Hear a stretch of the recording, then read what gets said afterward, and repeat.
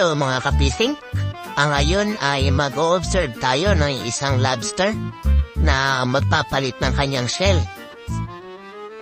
So ayan, kung makikita nyo, yung isang lobster ay medyo puno na ng algae yung likod niya at medyo umangat na siya, kaya naghahanap siya ng lugar or area dyan sa cage kung saan makakapagpalit siya ng balat na hindi na dedistorbo. Yan, hanap siya ng lugar at meron siya mga kasama din na nagbabantay ng paglabas ng shell.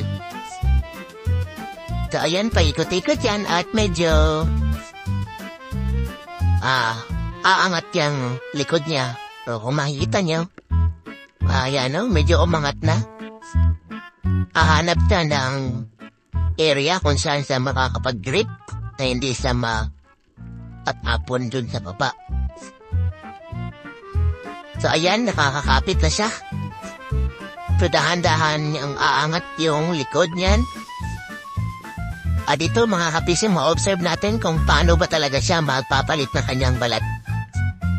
So ayan, yung unang lalabas niyan mga kapising is yung ulo.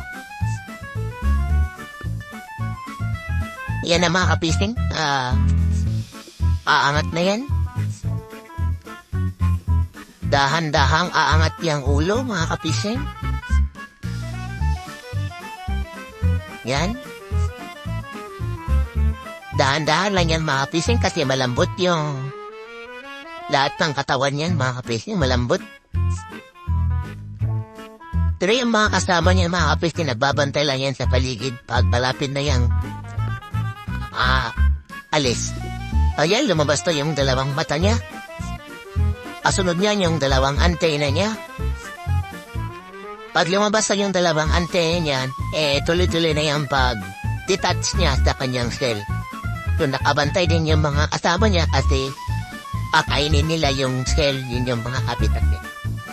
Kainin niya yung shell na pinaglabasan ng katawan. So yan na, nakabantay na sila. Yan o. Paglabas ng dalawang antena niyan, tuloy-tuloy yan na pag-alis. Diditas na yan na mga pisyo. Tingnan nyo, yun o. Kinapitan talaga agad ng isa o. Siguro masarap yan. Kaya, pinag-aagawan nila yan. So yun nyo, malambot pa yan. Crucial pa yan. Kaya bawal yan sila haluan ng yung ibang category yung species tulad ng aswang. Awat lang aswang dito. Pag ganyan malambot, vulnerable pa yung genetic advantage yan no. Ibang species na invasive. Invasive yung dominant. So, kinakain yan at yun yung kadalasan nagiging cause ng mortality. So, ilang oras pa yan bago tumigas yung external shell niya.